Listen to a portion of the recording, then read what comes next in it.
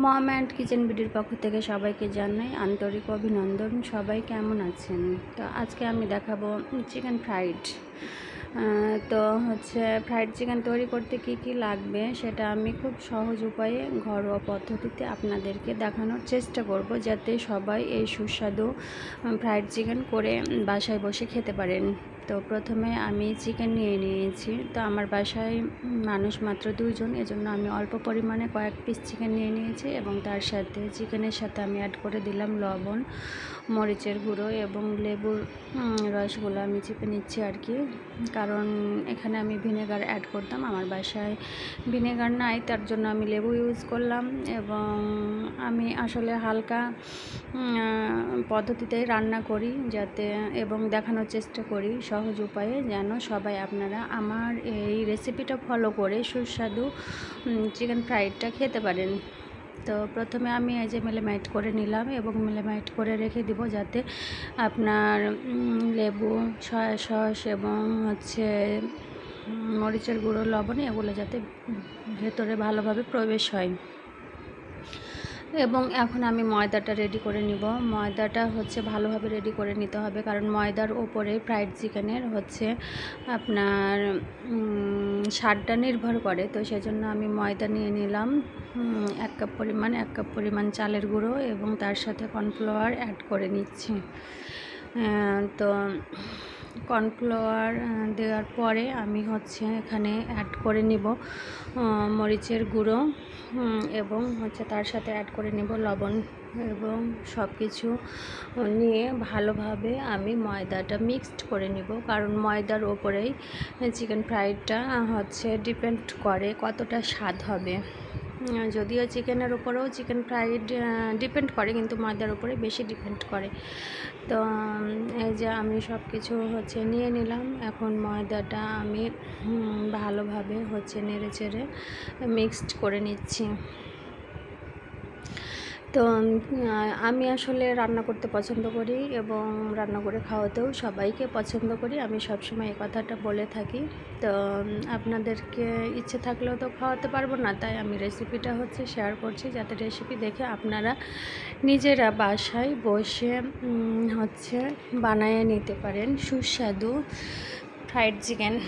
তো এই যে আমি ময়দাটা ভালোভাবে মেখে নিলাম। সয়া সস দিতে প্রথমে ভুলে গেছিলাম, তাই পরে সয়া সসটা অ্যাড করে নিলাম। তো এই যে আমি আবার মাখায় নিচ্ছি। এখন আমি এই যে ময়দাটা দিয়ে কোট করে নিব, এবং তা কোট করার জন্য লাগবে ডিম। তো আমার যেহেতু 6 পিস মতো চিকেন, এর জন্য আমি 2টা ডিম নিয়ে নিয়েছি, কারণ এখানে ডিমটা বেশি পরিমাণে নিতে হবে, কারণ কোট করার জন্য বারবার ডিমে চুবাতে হবে, এই জন্য ডিমের পরিমাণটা বেশি লাগবে। তো এই যে আমি ময়দা দিয়ে ডিমে চুবালাম, ডিম থেকে আবার ময়দাতে কোট করলাম। এইভাবে 2-3 বার করে নিতে হবে, তাহলে আপনাদের ফ্রাইড চিকেনটা অনেক সুন্দর হবে এবং ক্রিস্পি হবে। আর ফ্রাইড চিকেন মানেই তো ক্রিস্পি না হলে কিন্তু খেয়ে মজা পাওয়া যাবে না। তো এই জন্য 2 থেকে 3 বার আমি কোট করে নিব। আপনারা 2 বারও করতে পারেন, 1 বারও করতে পারেন, আপনাদের স্বাদ অনুযায়ী আপনারা কোট করে নেবেন। তবে আমি 2 থেকে 3 বার কোট করি,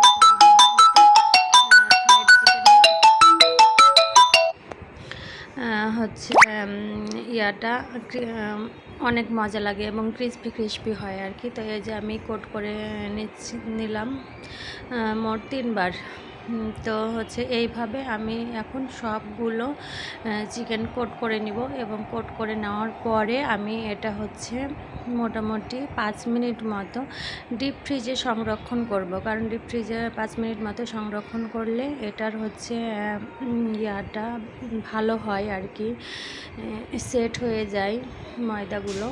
তো এর জন্য আমি এই যে ডিপ ফ্রিজে 5 মিনিট মতো রেখে এই যে বের করে নিয়েছি। দেখুন কি সুন্দর ময়দাগুলো সেট হয়ে গেছে। এখন আমি একেবারে কম তাপে ভেজে নেব, কারণ এখানে আপনার ক্রিস্পি করতে হলে এবং চিকেনের ভেতর থেকে সিদ্ধ করে আসতে হলে একেবারে মৃদু আঁচে ভেজে নিতে হবে, কারণ বেশি আঁচে আবার ভাজতে গেলে ভেতরে চিকেনটা সিদ্ধ হবে না, ওপরে পুড়ে যাবে এবং আপনার এত কষ্টটা বৃথা হয়ে যাবে। তাই একেবারে মৃদু আঁচে চিকেনগুলো ভাজবেন।